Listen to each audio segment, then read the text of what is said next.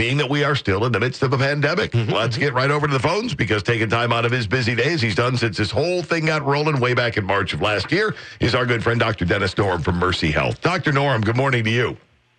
Good morning to you guys. You enjoying this weather? Actually, it's kind of a nice break. I can't complain.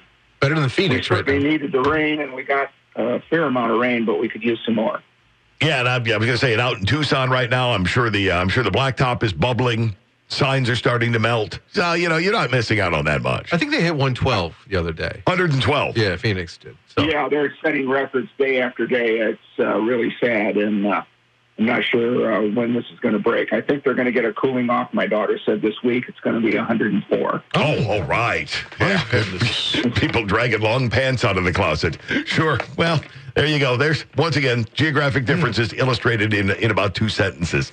All right, some of the COVID news that is making news this morning. We're at the 70% mark here in Illinois, according to the CDC. 70% of Illinois adults have gotten themselves at least one dose of the COVID-19 vaccine. Yes, that's really good news. We're doing better than a lot of states. There are some states that are ahead of us, but at least we're making good progress. I see our numbers of COVID infection and deaths are way, way down. We're down to, I think, February of 2020. So we're really, I think, doing well. One other statistics I'll throw at you guys, which I'm very proud of.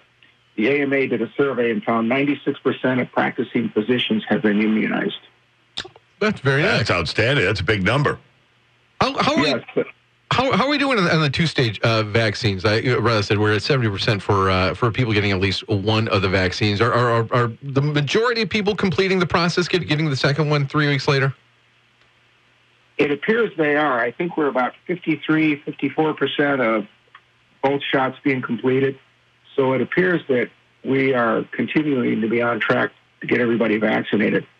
It's certainly available everywhere now. You can get it at the pharmacy. You see these free vaccine sort of pop-up clinics in the county. Mm-hmm. So, again, it's a broken record, but I encourage everyone to get vaccinated. It's the only way we're going to get out of this pandemic.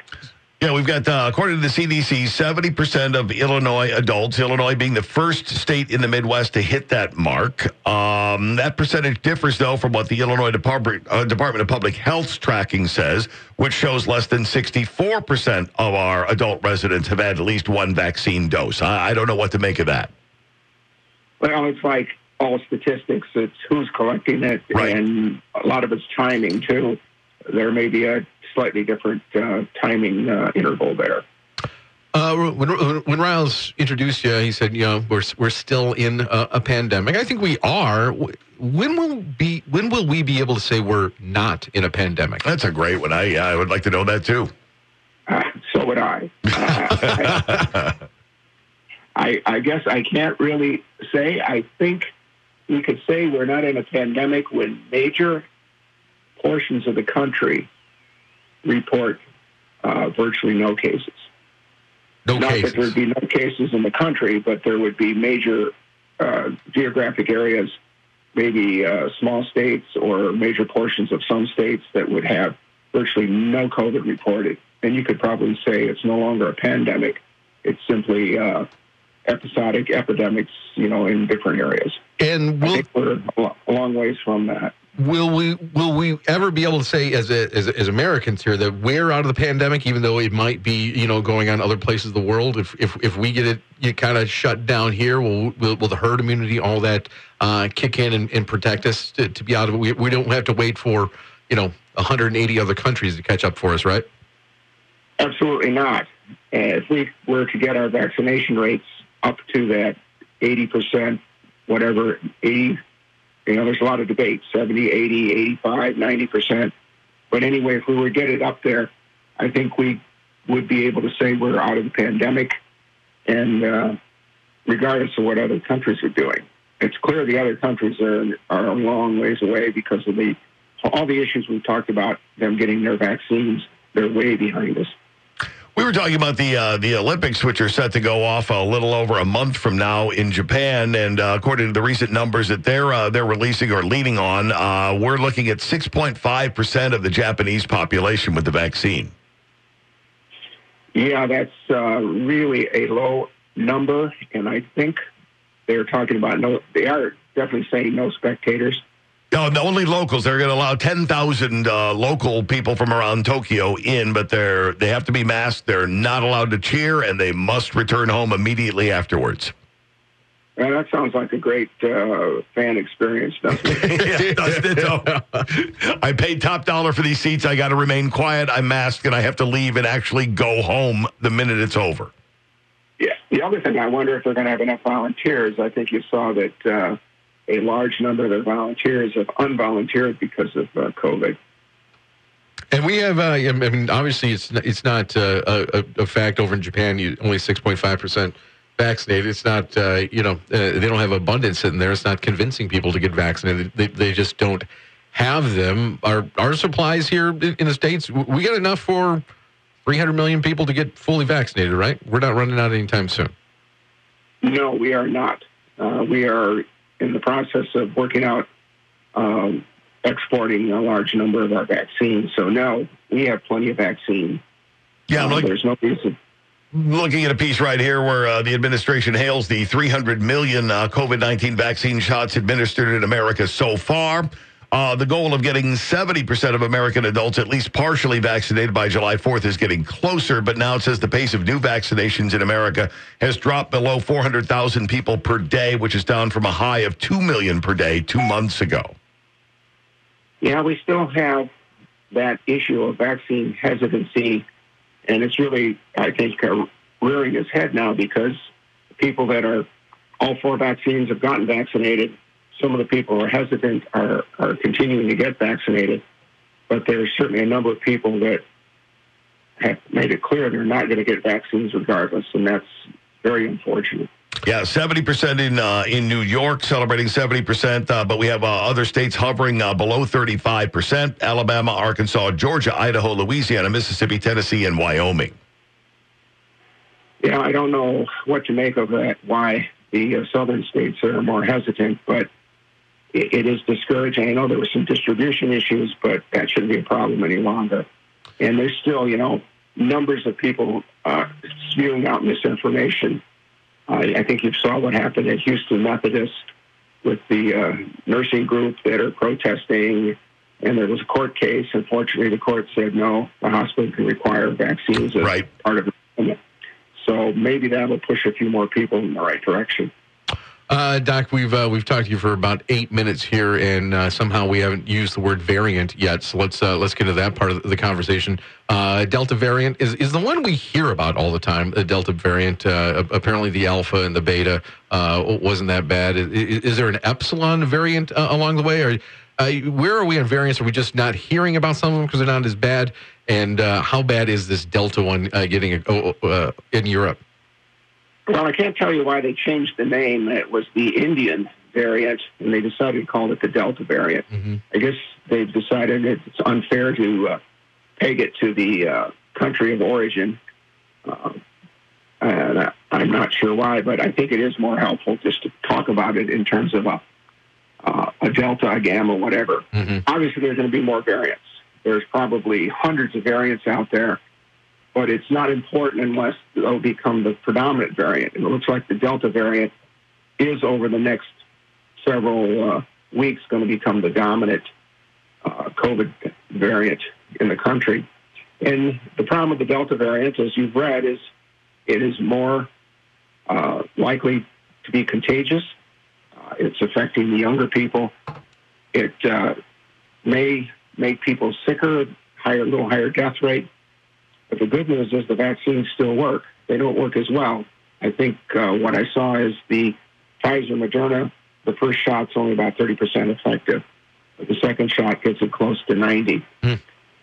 So it's very important, again, that people get vaccinated because this variant is more contagious, does make people sicker, and will lead to more deaths. What happens between the first, because it's the same shot when we get those 2 stages between the first and second. What happens in those 3 weeks that the second shot bumps you up, 60% from 30 to 90? Well, I think it could explain it by saying the first shot stimulates the immune system to create an immune response, mainly antibodies and also so-called T-cell response, which is a cellular response, where you get a certain response. And it takes 2 to 3 weeks to get that response from a vaccine. So we wait 3 weeks and we give another shot, and it gives the body another boost to respond again. So it boosts the response further to the 90 to 95% level. Kind of like we're telling our body we're not messing around. We mean this time. Can you please do it? Yes. Okay. If the immune response isn't that great the first time, then hopefully the second shot will give a better response. Now, having said that, younger people, women, do respond better to vaccines. Older people, especially older men, don't respond as well. But overall, the numbers that we quote are the overall responses from the study. And then that leads to the question, which we don't know yet, at what point are we going to need boosters, because our immune response tends to fade a little bit with time, depending on what we've responded to or what the virus has done. So, again, that whole issue of whether we're going to get boosters is kind of up in the air. But I'm pretty sure we're going to need some kind of booster shot down the road. And when will we make that decision? I think the studies, so far, they're tracking new responses to the COVID and to the vaccine. The last thing I saw is it looks like we still have a good response at a year. So I think they're tracking that, and we'll have information as we go along. And we'll know when it looks like our response is dropping.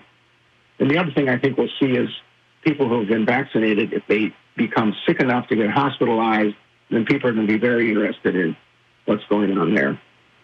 Speaking of responses, one thing that the COVID has caused that we do need to respond to, and that is rolling up a sleeve and giving some blood. I'm looking at a piece this morning saying New England hospitals are delaying and rescheduling surgeries because of a shortage of blood donations because of the pandemic.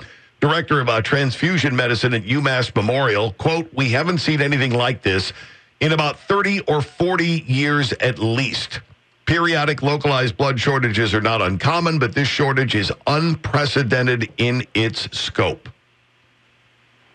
That's unfortunate. I know the blood bank has been advertising here locally. I haven't seen anything that directly relates to COVID, but clearly COVID had to have affected people's ability and wanting to go into the blood bank. And it's unfortunate. I would encourage people, obviously, to donate blood. You bring up the local, the Ronco River Valley Blood Bank, our center, advertising about that. And I noticed one of the things they say is that we test all our samples for COVID antigen antibodies. Probably not the right words there, but why are we screening for that? Is that for more research? Is that does your blood get rejected if you have the antibodies or the antigens in there? Why are we screening for that? No, the idea was that you could donate convalescent plasma to people who have active COVID. We were doing a lot of that early on. I think, unfortunately, the data was not all that showing that it was all that effective. And I'm not sure they're still doing convalescent plasma. So they take the plasma from a person who's had COVID and give it to a person who is ill in the hospital. And it looked like it may have some effect on reducing the severity of the illness. Gotcha. But I think that's kind of gone a little bit by the wayside. But, make sure you make your plans to get in there and do that. Nationwide Red Cross normally has a 5-day supply of all types of blood, according to a spokesperson for Red Cross of Massachusetts. Right now, that supply of sorely needed type O blood would only last half a day. She says it's going out faster than it's coming in. Now, that is New England. That isn't here. But there's nothing that says we couldn't run into those kind of problems here with enough people saying, I've been staying away. I'm going to continue to stay away. Yes, and its big concern is we're into the summer and we're into, major trauma season, and people haven't been on the road. We haven't seen the kind of accidents until recently. Now we've opened up the country, especially Illinois, and you could see by the traffic yesterday, I drove back from Wisconsin, and it was back to that usual holiday traffic on Sunday. And we're going to see the accidents and the trauma, and the need for blood is going to increase significantly. Gotcha. All right, well, Another week has gone by.